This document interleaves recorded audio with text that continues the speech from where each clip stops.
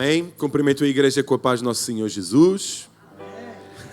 Mas é uma paz, uma rica paz, ok? Então recebe essa paz com amor no teu coração, amém? Cumprimento a igreja com a paz dele, amém? Paz do Senhor, ok? Cumprimento toda a igreja que se encontra lá em casa, ok? Sejam bem-vindos ao culto online, que possam realmente sentir a presença de Deus e que possam ser transformados pela sua palavra e motivados, inspirados pela mesma, ok? Amém? Vamos escutar as Santas Escrituras, a Santa Palavra de Deus, porque eu creio que ela é que transforma, ela é que fala, ela é que fortalece o nosso ser, ok? Abra a sua Bíblia em Miqueias.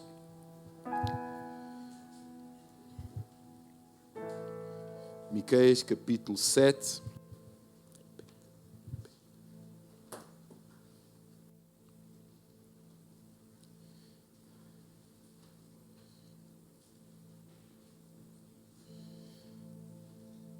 Livro de Miqueias, capítulo 7.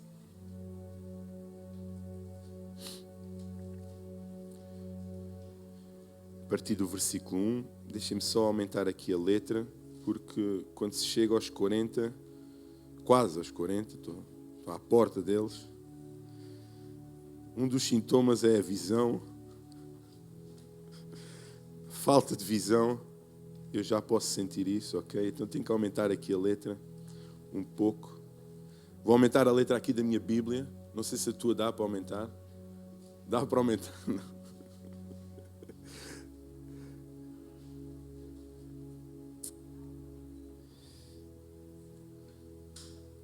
Então, onde é que está? Está aqui. Ok, 24 deve dar. Miqueias capítulo 7, versículo 1. E diz o seguinte: ai de mim, sou como quem rebusca frutos depois da colheita, como o que busca uvas depois da vindima, e não encontra nada para comer, nem uvas, nem figos tenros, de que tanto gosto. Desapareceram da terra os homens fiéis a Deus. Já não há gente honesta, todos espreitam o momento para fazer o mal aos outros. Armam ciladas para os matarem. São mestres na arte de fazer mal. Os chefes exigem recompensa, os juízes deixam-se subornar. Os homens influentes manifestam abertamente a sua cobiça. Todos eles corrompem a cidade. O melhor dentre deles é como um tojo, um arbusto. O mais justo como uma sebe, uma cerca de espinheiro. Mas chegou o dia do teu castigo, anunciado pelas tuas sentinelas, os profetas. Já reina a confusão entre o teu povo. Não acredites nas palavras do teu próximo, nem confies em nenhum amigo. Cuida com o que falas com a tua esposa, porque o teu filho trata com desprezo, a filha revolta-se contra a mãe, a nora contra a sogra, os inimigos são os da própria família. Eu, porém, tenho esperança no Senhor. Ponham minha confiança em Deus, que me salva. E o meu próprio Deus, o meu Deus, ouvirá o meu apelo. Nação, minha inimiga, não te rias da minha desgraça. Ainda que tenha caído, levantar-me-ei de novo. Ainda que esteja prostrado na escuridão, o Senhor será a minha luz. Suportarei a ira do Senhor, porque pequei contra Ele. Entretanto, Ele defenderá a minha causa e me fará justiça. Ele me conduzirá para a luz e me fará ver a sua generosidade. Amém? Coloca a mão no teu coração e vamos orar. Pai, no nome de Jesus, nós oramos, Deus, para que Tu venhas sobre este lugar, Deus, sobre as nossas vidas, sobre este templo que é Teu. Habita em nós, Senhor. Que os nossos ouvidos possam ouvir, que os nossos olhos possam ver aquilo que Tu tens para nós. Pai, destrói toda a amarra, toda a corrente do mal, todo o pensamento do maligno, toda a seta lançada por Satanás sobre as nossas mentes e os nossos corações. Que nós estejamos atentos, Deus, àquilo que Tu tens para falar com a Tua igreja. Que sejamos edificados, moldados, transformados pela Tua santa palavra, Deus, em nome de Jesus. Todo o espírito de distração caia por terra agora, em nome de Jesus. Que estejamos atentos àquilo que o Senhor diz à sua igreja. Em nome de Jesus. Amém. Amém? Eu gostaria de ministrar sobre o tema resistente e inabaláveis. Ou resistentes e inabaláveis. Sejamos um povo resistente e inabalável. Ao pesquisar o significado de resistente, o dicionário dizia-me que resistente era um grupo de pessoas que se levantou na Grande Guerra. Era alguém que resistia contra o fascismo, contra o comunismo, contra aquilo que havia sido ditado ou havia sido dito ou instaurado sobre um povo, sobre uma opressão. Era um grupo de pessoas que resistia com todas as suas forças. Era um povo que resistia contra a opressão, resistia contra a força do mal, contra a morte, contra a injustiça, contra o roubo, contra uma ditadura que oprimia um povo. Inabaláveis. Qual o significado de ser inabalável? Qual o significado de sermos resistentes? O que significa um povo crente cristão? O que significa sermos uma igreja resistente, uma igreja inabalável? O que é que a própria palavra assim o diz? Significado resistente, que opõe resistência contra algo, contra uma força, contra alguma coisa. Ele resiste, ele exerce força contrária, que recusa submeter-se ao opressor, tal como eu falei ou dei o exemplo agora mesmo. Havia um grupo de pessoas que, apesar das circunstâncias, apesar do medo, apesar de todo o cenário, apesar da força bruta, apesar da maioridade, da maioria, digamos assim, das opiniões, eles resistiam contra o seu opressor. Resistente significa ser sólido, significa ser duro. Qual o significado de inabalável? Que não se é abalado, que é firme nas suas decisões ou convicções, que é insuscetível de dúvidas ou incertezas. É alguém que é convicto naquilo que sabe, naquilo que aprendeu, no caminho que segue, para onde quer ir. Por mais opiniões que possam surgir, ele é inabalável. Tem pilares, tem uma sustentação forte. É inabalável. É fixo, imutável, constante. Não é o tempo, não são as pessoas, não são as circunstâncias que nos deverão tornar abaláveis. No livro de Miqueias, em todo o livro, nos 7 capítulos deste livro, escrito por este profeta usado por Deus, nós podemos encontrar um retrato feito pelo mesmo do nosso Deus. Nós vimos no livro de Miqueias, e ao lermos o livro inteiro, nós lemos umas palavras duras por parte do nosso Deus, mas que deriva de uma consequência por parte do seu povo. E no capítulo 1, no versículo 5, que eu peço para abrires,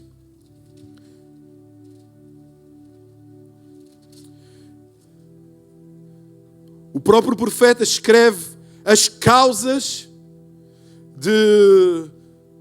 das consequências, ou aquilo que havia causado, aquilo que Deus havia disposto, ou proposto, ou incutido, ou lançado sobre o povo. Abra a sua Bíblia no capítulo 1, versículo 5. E diz o seguinte, a causa. Qual a causa? Tudo isso por causa da prevaricação de Jacó e dos pecados da casa de Israel. Qual é a transgressão de Jacó? Não é Samaria? E quais os altos de Judá? Não é Jerusalém? Por isso farei de Samaria um montão de pedras do campo, uma terra de plantar vinhas, e farei rebolar as suas pedras no vale, e descobrirei os seus fundamentos. E todas as suas imagens de escultura serão despedaçadas, e todos os seus salários serão queimados pelo fogo, e de todos os seus ídolos eu farei uma assolação, porque do preço da sua prostituição os ajuntou, e em recompensa de prostituta se volveram. Então houve inúmeras causas, inúmeras atitudes por parte do povo que levaram com que Deus trouxesse juízo sobre aquele povo. Nos 7 capítulos nós vimos um retrato de Deus como um Senhor todo-poderoso e supremo, mas que odeia o pecado, mas ama o pecador. Vemos um retrato de um Deus poderoso, supremo e que com todas as suas forças odeia o pecado, mas ama o pecador. Com certeza, nos dias de hoje, eu exprimir por palavras, odeia o pecado, mas ama o pecador. Talvez este peso do odiar e do amar o pecador tenha sido perdido, ou a consistência da palavra odiar e da palavra amar tem perdido valor, tem perdido consistência pela forma promíscua ou pela forma fraca, vazia com que nós as usamos. Com facilidade nós dizemos que odiamos alguém, quando na verdade simplesmente é uma chatice. Com facilidade nós dizemos eu amo-te, eu dava-te a minha vida. Com facilidade nós dizemos isso. E minutos depois temos atitudes que não correspondem àquilo que acabámos de dizer. Têm perdido valor, têm perdido significado. E na igreja, o uso em vão destas palavras no mundo tem feito com que a mesma tenha perdido o sentido que o nosso Deus realmente odeia verdadeiramente o pecado, que o nosso Deus repudia verdadeiramente o pecado, mas que ama o pecador. Que ama o pecador. Nós olhamos para o texto, para todos os 7 capítulos, e simplesmente para este texto nós ouvimos o estado de uma nação. Todo o livro de Miqueias caracteriza e descreve o estado desta nação, o estado deste povo. Mas escolhendo somente o capítulo 7 e estes simples versículos, nós vimos como estavam os governadores, como estavam os juízes, como estava a família, como estava todo o povo. E havia que ser feito algo para que este povo acordasse. Era necessário fazer com que a desonestidade, palavra difícil, mas que consta lá no capítulo 2, versículo 2, desaparecesse. Era necessário que o roubo, a cobiça, a devassidão, a opressão, a hipocrisia, a heresia, a injustiça, extorsão e mentira e também o assassinato desaparecesse. Tudo isto, capítulo 2 descreve, capítulo 3 descreve, capítulo 6 descreve, capítulo 7 também descreve o estado deste povo, o estado de uma nação escolhida. Deus odeia o pecado e é necessário que nós saibamos isso. Deus odeia o pecado. Que sentido isto trará para ti? Talvez somente quando te estejas a passar no vale da sombra da morte e que sintas que Ele não estará contigo, porque o pecado está em ti. Talvez quando estiveres enfermo, sentirás isso. Este povo estava oprimido, estava longe de Deus. E era necessário eles entenderem qual a posição de Deus perante tudo isto que eu acabei de dizer, perante esta lista de pecados que constava neles.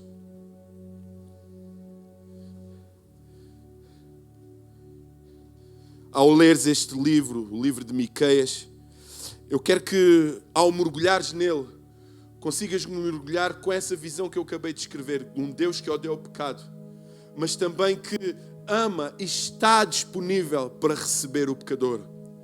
Por inúmeras vezes Deus chama, e todos vós com certeza sabem disso, usa profetas, usa homens de Deus, usa mulheres, para chamar a atenção do seu povo que tem que se arrepender dos seus maus caminhos e voltar novamente para os caminhos de Deus. Ao mergulhares neste livro, e se tu leres o capítulo 6, versículo 8, e absorveres aquilo que Deus diz, que pratiques a justiça e ames a beneficência e andes humildemente com o teu Deus. É um conselho que o profeta escreve, que o nosso Deus dá a um povo que está perdido, longe de Deus, mas que se calhar nem tem noção. Porque muitas vezes nós nos perdemos em meio ao pecado sem termos a noção. E quando começamos a sentir na pele, é que realmente a nossa mente desperta para o caminho onde nós andamos. Procuramos encontrar justificações para aquilo que nos acontece nos dias de hoje. Porquê é que eu não tenho nada? Porquê é que eu não sou nada? Porquê é que eu estou a viver um momento assim? Porquê é que esta pandemia veio assim? Porquê é que as minhas finanças estão assim? Porquê é que eu ainda não casei? Porquê é que eu ainda não tenho filhos? Porquê é que ainda não prosperei? Porquê é que eu sou doente? Porquê é que eu não, a nível ministerial não cresço? Porquê é que eu não tenho uma profundidade maior com Deus? Porquê? Porquê? Porquê? Porque enquanto olharmos para fora, nada vamos ver. Mas quando olharmos para dentro, tudo irá acontecer. Quando olharmos para dentro de nós, conseguiremos ver aquilo no qual nós precisamos de mudar. E era necessário que este povo visse o estado do mesmo, a idolatria do mesmo. O quão longe eles estavam de Deus. Que pratiques a justiça e ames a beneficência e andes humildemente com Deus. Humildemente com Deus. Humildemente com Deus. Sabem, assusta-me quando o profeta desenha um cenário ou descreve um cenário de uma nação que de certa forma é impossível estar a ler e não estar a fazer uma comparação com os dias que vivemos hoje. É impossível não olhar para o versículo número 2, desapareceram da terra os homens fiéis a Deus. É impossível eu não me colocar nos dias de hoje e ver, uau, onde é que eles estão? Onde é que estão os homens fiéis a Deus? Já não há gente honesta, constantemente, desde as altas patentes, o mais simples homem. Onde estão as pessoas honestas? Onde estão as pessoas que olham nos olhos dos outros e procuram o bem dos outros? Amam os outros? Todos espreitam um momento para fazer mal. Tudo é uma oportunidade para fazer o mal. A maldade habita no coração dos homens, que armam ciladas para os matarem. São mestres de fazer o mal. Os chefes exigem recompensa, os juízes deixam-se subornar. Escuta,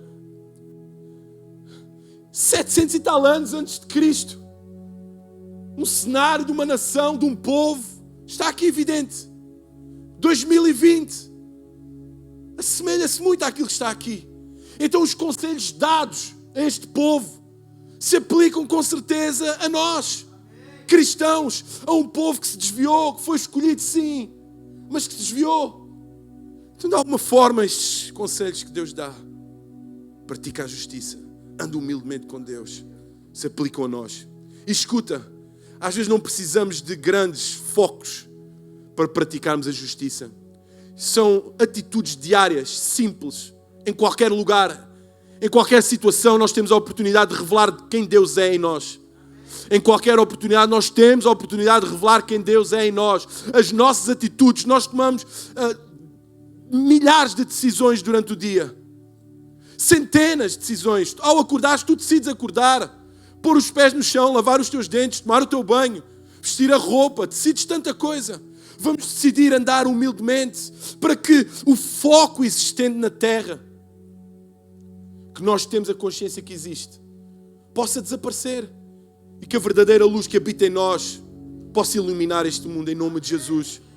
Nós temos essa responsabilidade, nós fomos chamados, nós fomos escolhidos. Nós fomos escolhidos.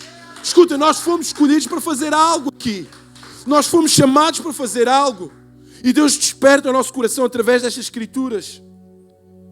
O profeta diz, e eu gostava de enumerar essas palavras, essas afirmações convictas, que perante este cenário, eu não sei se tu estás bem a viver ou a discernir o que o profeta acabou de descrever. Em nada se compara o tempo em que vivemos hoje com aquilo que este povo vivia. Daí ser necessário tu mergulhares nas escrituras e te colocares no meio do profeta. Desempenhares a função de profeta. Falares as verdades ao povo. Falares sobre as consequências do pecado ao povo. Fazeres frente ao povo. Seres inabalável. Seres rijo, seres duro. Seres resistente. É necessário colocar-se no papel dele para que possamos entender aquilo que ele diz. Eu, porém, tenho esperança no Senhor.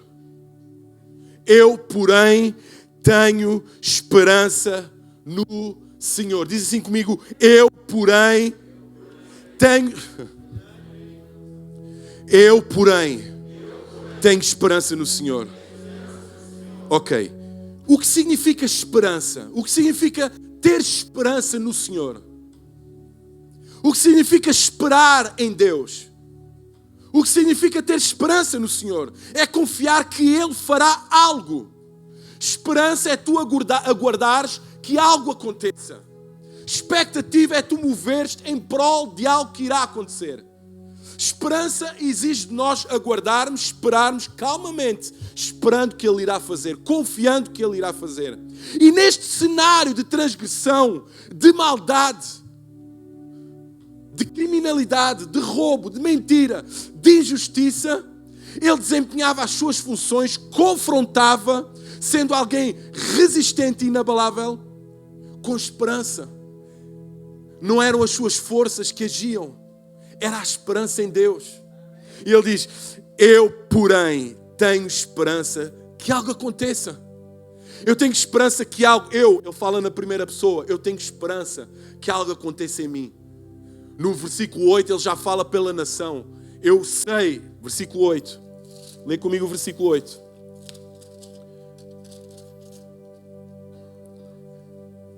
Ó minha inimiga, não te alegres a meu respeito, ainda que eu tenha caído. Aqui ele fala pela nação de Israel. Ele tem a condição, a fé e a esperança é tão grande deste profeta que ele tem a capacidade. Eu terei esperança, mas nós, comunidade, também nos levantaremos. Nós sentiremos o peso da justiça de Deus pelo pecado cometido, mas em meio à justiça, em meio à consequência por causa do pecado, eu levantarei-me. Ó minha inimiga, não te alegres a meu respeito. Ainda que eu tenha caído, levantar-me-ei. Se morar nas trevas, o Senhor será a minha luz. Sofrerei a ira do Senhor porque pequei contra Ele. Nação de Israel, tanto o reino do sul como o reino do norte, ambos estavam sob a ira de Deus porque haviam pecado contra Deus. Mas mesmo assim, tendo a consciência da consequência do meu pecado, ou do pecado daquela nação, o profeta diz, em nome da nação, eu levantar-me-ei. Eu tenho consciência que pequei contra Deus. Eu entendo que aquilo que fiz desonrou os olhos de Deus, desagradou o coração de Deus, pois Deus odeia o pecado, mas eu levantar-me-ei. O Senhor será a minha luz. Sofrerei a ira do Senhor porque pequei contra Ele. Até que julgue a minha causa e execute o meu direito, Ele me trará à luz e eu verei a sua justiça. Eu verei a sua justiça. Irmãos, nos dias como hoje, seja que cenário esteja pintado na tua vida, a palavra que eu quero trazer aqui ao teu coração é o seguinte: espera em Deus. Mas já esperei tanto. Espera mais um pouco. Mas já esperei mais um pouco. Espera mais um pouco. Espera humildemente. Espera com confiança que Ele irá agir. Salmo 32, versículo 10 diz o seguinte: o ímpio tem muitas dores, mas aquele que confia no Senhor, a misericórdia o cerca. Aquele que espera no Senhor, a misericórdia o cerca. Salmo 125, versículo 1. Aqueles que confiam, aqueles que esperam no Senhor, são como o monte de Sião, que não podem ser abalados, mas permanecem para sempre. São palavras do Senhor. Aqueles que esperam, mas já esperei tanto tempo que isso acontecesse, continua a esperar. Pessoal, imagina só no dia a dia. Nós esperamos que, pessoal, irmão brasileiro, espera muito tempo. Isso é uma águia aí forte. Se for para mim, diz que já... Pessoal, nós esperamos tanto tempo por tantas coisas. Esperamos que o CEF traga algo à nossa vida, envie uma carta. Quantos aqui estão à espera da entrevista aí? Quanto tempo estás à espera? Há 2 anos, mas continuas a esperar? Estás esperançosa que um dia seja chamada. Quantos esperam mais aí? Ninguém está mais à espera de nada. Está à espera também há quanto tempo? Há 7 meses. E aquilo mexe um pouco a sua... Traz um pouco de instabilidade, não é? Vivemos um pouco de instabilidade. Estou à espera de ser aumentado. Isso então traz um desconforto profissional que é uma coisa louca. Há 3 ou 4 anos que o patrão me diz que vai aumentar, mas nunca aumenta. A forma como vais trabalhar todos os dias traz à memória essa promessa que não foi cumprida. Mas tu continuas a esperar, continuas a ir trabalhar, porque dependes do vencimento, dependes daquele rendimento, dependes daquela quantidade de dinheiro que irá suprir as tuas necessidades. Então o nosso Deus prometeu e Ele vai cumprir. Se esperamos por tanta coisa na terra, com certeza teremos a capacidade de esperar por aquilo que vem do céu. Eu acredito que os frutos que vêm diretamente de Deus são incomparavelmente melhores que aqueles que estão na terra. Então vale a pena esperar. Estás à espera do teu príncipe? Quantos estão à espera do príncipe encantado? E levantar a mão? Meu Deus do céu. Não é só para dar o exemplo, levanta o teu braço. Ninguém está à espera de um príncipe encantado. Ok, de um homem simples, um homenzinho torto, que nasceu torto.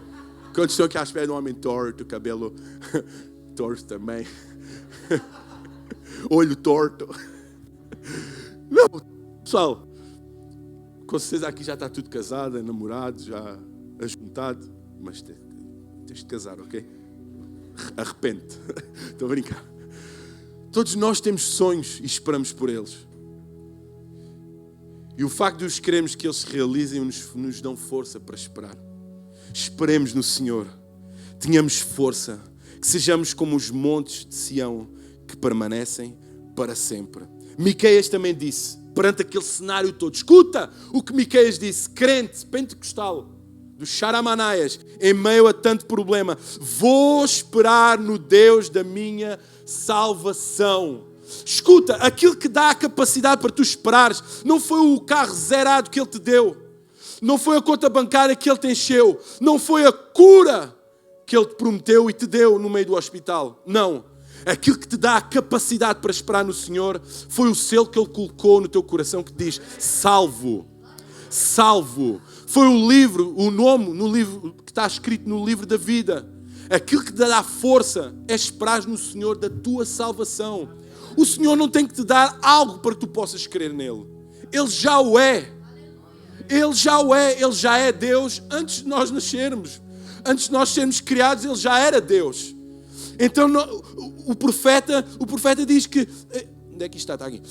Vou esperar no Deus da minha salvação. Eu não vou esperar no Deus que me deu o carro, que me deu a casa, que me deu... Não! O Deus que me já deu tudo aquilo que eu precisava enquanto ser vivo aqui nesta terra. A salvação. A salvação. Nós oramos por tanta coisa. Ora para que sejas salvo. Ora hoje para que sejas salvo. Ora amanhã para que sejas salva. Arrepende dos teus pecados. Arrepende das tuas transgressões, das tuas iniquidades. Louvemos ao Senhor porque Ele é o Deus da nossa salvação. Vale a pena esperar. Os que esperam no Senhor renovarão as suas forças. Existe fruto, existe consequência, existe preço que nos é pago pelo facto de nós esperarmos. As nossas forças renovam-se. Para o ser humano, ao esperar eu canso-me na terra. Ao esperar eu desanimo. Ao esperar eu fico desmotivado. Ao esperar eu fico desiludido. Ao esperar eu fico desmotivado, cansado, quero desistir de tudo. Na terra. Mas ao esperar em Deus eu fico motivado. Porque a palavra do Senhor diz, os que esperam no Senhor renovarão as suas forças. Ao esperar em Deus eu fico mais forte. Ao esperar em Deus eu fico motivado. Ao esperar em Deus. Ao esperar em Deus. E se tu estás cansado, há que voltar a pensar nisso. Eu espero em quem? naquilo que o mundo pode dar ou naquilo que Deus me vai dar? Onde é que eu espero? Onde é que eu espero? Olha outra frase para terminar que Miqueias disse, que afirmou: Deus vai ouvir-me. Deus vai ouvir-me. Eu gostava de ter aqui uma gruta para poder dizer assim: Deus, Deus, Deus, Deus. Não. O grito do teu clamor não desaparece na profundidade. O grito do teu clamor, o grito da tua oração não desaparece no buraco fundo, não. Ele ecoa nos céus. Ele é fiel e justo para cumprir. Ele é fiel e justo. Ele ouve as nossas orações. Ele ouve a oração do justo. Ele ouve o choro dos filhos. Ele está connosco até à consumação dos séculos. O meu Deus vai ouvir-me, vai ouvir o meu clamor. 2 Crônicas, capítulo 7, versículo 14. E se o meu povo, que se chama pelo meu nome, se humilhar, orar e buscar a minha face, e se livrar e se desviar dos seus maus caminhos. Ora, a condição, se desviar dos maus caminhos. Condição, se desviar do pecado. Desviar-se do pecado, de tudo aquilo que desagrada, de tudo aquilo que Deus odeia. Então eu ouvirei do céu e perdoarei os seus pecados e sararei a terra, a sua terra. A sua terra. Existe algo que nós temos que fazer. Nós esperamos no Senhor, sim. A esperança tem que estar no Senhor. Mas no que diz respeito ao pecado, temos que ser ativos. Temos que nos livrar do pecado. Temos que nos livrar, abandonar o pecado. Jeremias 33, versículo 3. Clama a mim.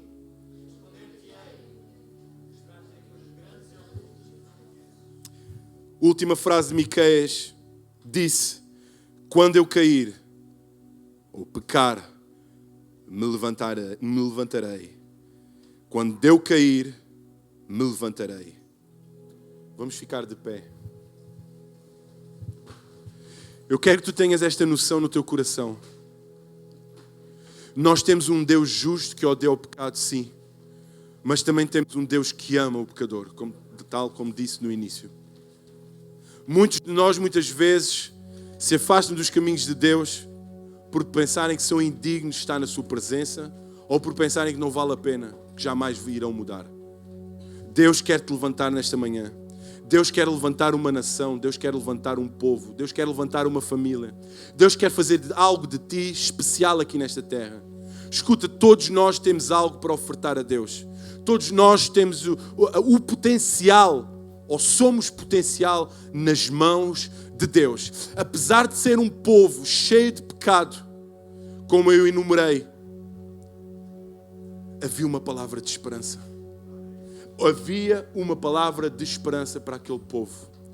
Que em tempo de pandemia, em tempo de dificuldade como nós nos encontramos, já não é só a doença, mas é as questões financeiras, as questões familiares, porque a questão da doença influencia a família, a questão financeira influencia a família.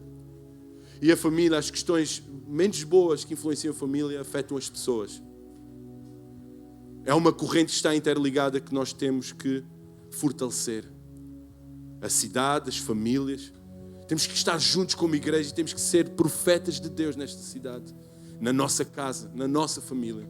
Não nos podemos cansar, não nos podemos abalar, temos que ser fortes, temos que resistir ao pecado, temos que resistir às forças do mal, temos que resistir às balelas que saltam nas televisões e que nos injetam a mente. Temos que ser profetas, Miqueias no meio do povo, temos que levar esperança ao povo, levar esperança à nossa família. Se cada um levar esperança a uma pessoa, multiplicado por 2, quantas pessoas sairão esperançosas? Se levarmos a salvação às pessoas ou pregarmos o Evangelho às pessoas, quantas pessoas irão reconhecer que Jesus é Senhor? Se formos luz num bairro, com certeza conseguiremos iluminar outro bairro. Se formos luz lá no nosso trabalho, com certeza conseguiremos iluminar a vida de alguém. Se cada um fizer o que lhe é devido, caminhar humildemente perante Deus, conseguiremos grandes resultados. Em nome de Jesus, que estas palavras não sejam em vão. Que não caiam em saco roto, em pote vazio, mas que caiam em vasos de ouro. Vasos de tesouro, cheios de tesouros. Vasos de barro, cheios de tesouros. Que é o Evangelho de Jesus Cristo. Pai, no nome de Jesus eu oro pela tua casa, pela tua família, Senhor. Obrigado, Jesus, pela palavra do teu Evangelho, que nos fortalece e motiva a cada dia. Obrigado, Jesus, por seres tão bom e fiel para nós. Obrigado pela tua palavra, Deus. Obrigado, Deus, por nos ensinares, Deus, a ser fortes, resistentes, inabaláveis, em meio ao pecado, em meio à injustiça, em meio ao roubo, em meio a tudo aquilo, Deus, que não te pertence. Fortalece o nosso corpo, fortalece a nossa alma. Dá-nos força para caminharmos. Pai, que nós possamos entender, Pai, a força do teu amor, mas também, Senhor, discernir aquilo que tu odeias, que se chama pecado. Pai, em nome de Jesus, eu oro por cada casa que aqui está, cada família. Tu possas dar força, Deus. Força, em nome de Jesus. Fé, uma fé inabalável, resistente, em nome de Jesus. Pai, dá-lhes força, cria esperança nos seus corações. Dá-lhes esperança, em nome de Jesus. Que os seus olhos estejam colocados em Ti, sempre, continuamente em Ti, Jesus. Tira toda a confusão das suas mentes, Deus. Tudo aquilo que traz confusão às suas mentes e aos seus corações, em nome de Jesus, apaga agora. Retira agora, em nome de Jesus, para a Tua honra e glória, Deus. Pai, que nós sejamos luz neste mundo. Luz neste mundo. Que nós possamos brilhar, Deus, em nome de Jesus Cristo. Amém. Glória a Deus. Amém. Eu sei que foi pago um alto preço